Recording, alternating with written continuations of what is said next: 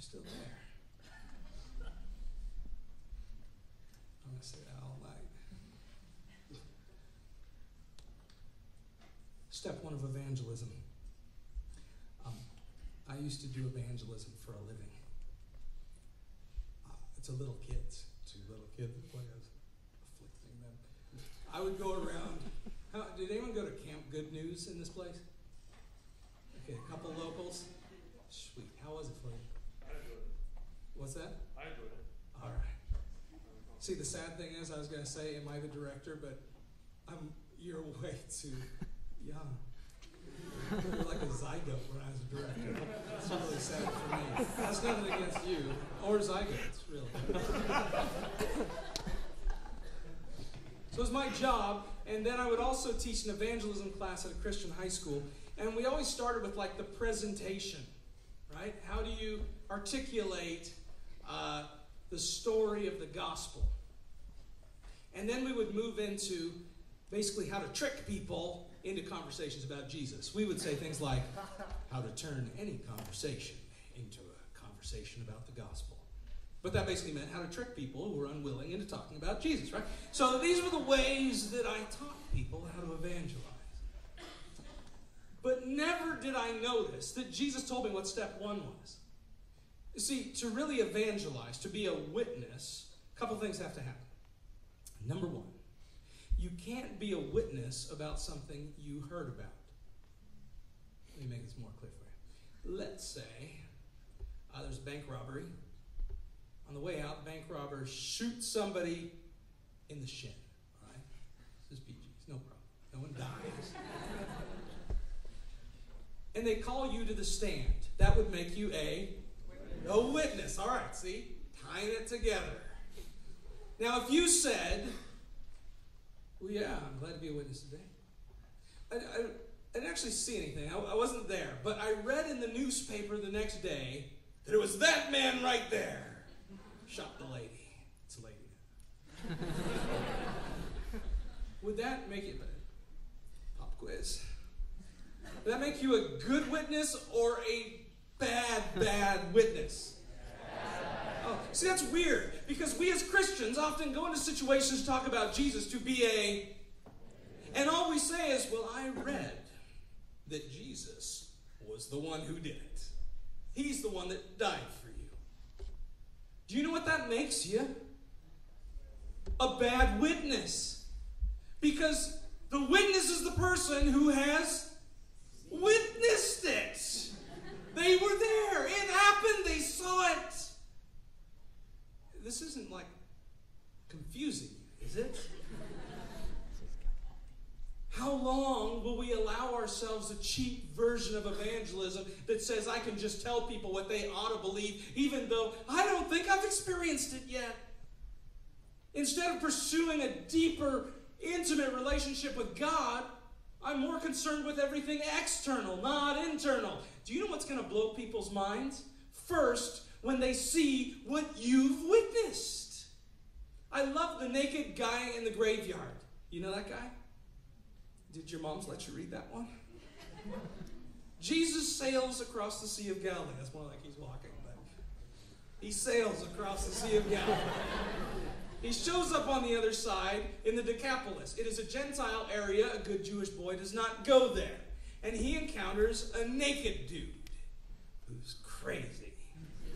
They keep trying to chain naked guy up, which is weird. But he breaks the chains and continues running around naked, beating people up. That's his deal. Naked, beating people up.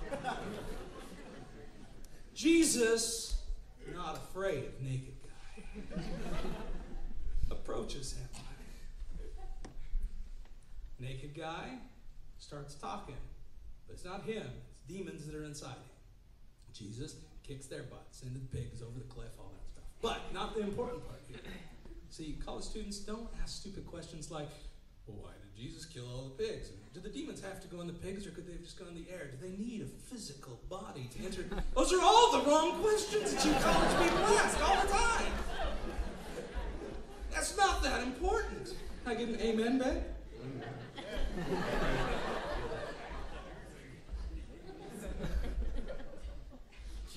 people from the town come and find the guy clothed and in his right mind. Both very strange for this fella. And he begs Jesus to let him go with him. Of course he does. I mean, how many of you, if your whole deal was running around Cal Poly naked and acting crazy, would want to stick around once you were in your right mind? Any takers? Of course, yeah. Liar, liar, liar, liar. Or exhibitionist, exhibitionist, exhibitionist. One or the other. I'm not saying for sure. But check this out. Jesus says, no. Me. No. Take him with you. Jesus says, nope, you gotta stay. Go tell people what happened. And then he bails on him.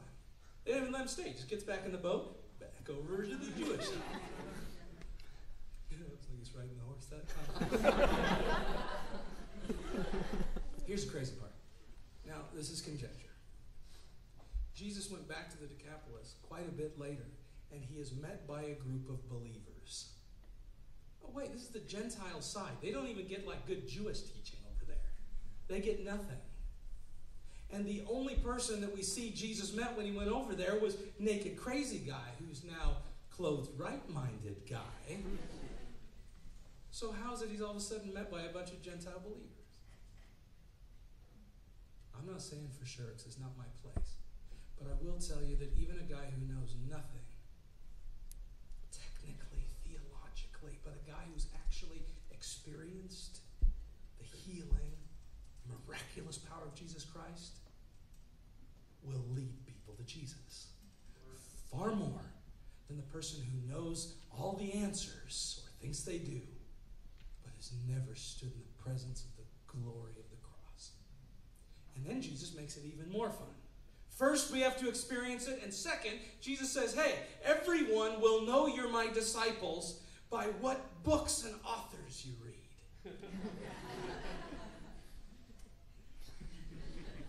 Everyone will know you're my disciples by what type of people you don't hang out with. They don't know. Right? What does he say, smart people? They'll know you're my disciples by how you love who? Each other. Do you know evangelism starts here? That until you fall in love with each other, you've got nothing to save people to.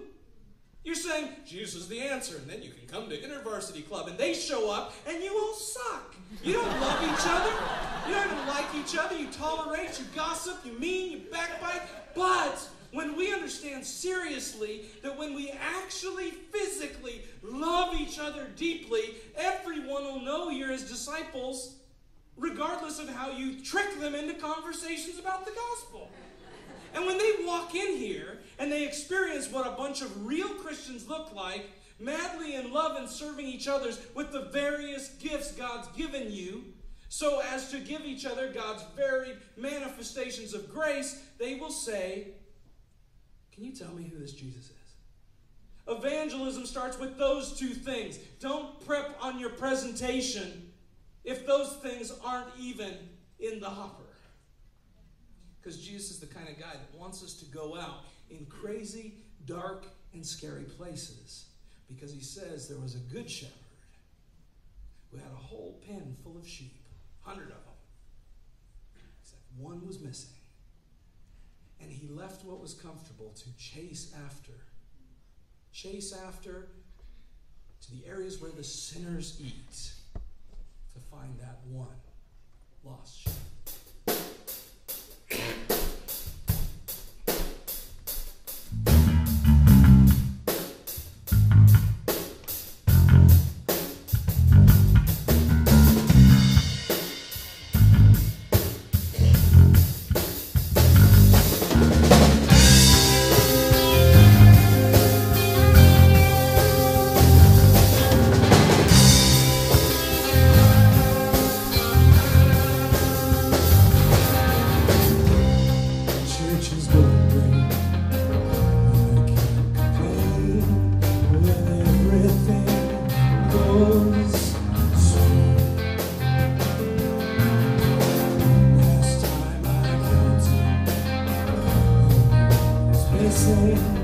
and I assume but 99 is more than enough for me. The 99 will pay all the bills. 99 we have only one chair left, and that looks like a church that is filled.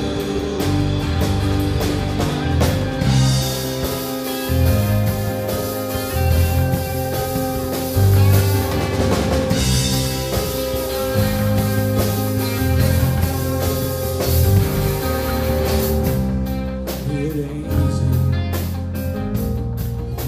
reading a sheet that runs off. Who's to blame? It's dark and cold outside the fold, and I can't remember his name. But 99 is more than enough for me. Your 99 is anyone's age. With 99, it's less to make trouble here. Yeah, I'm sure it's better this way. With 99.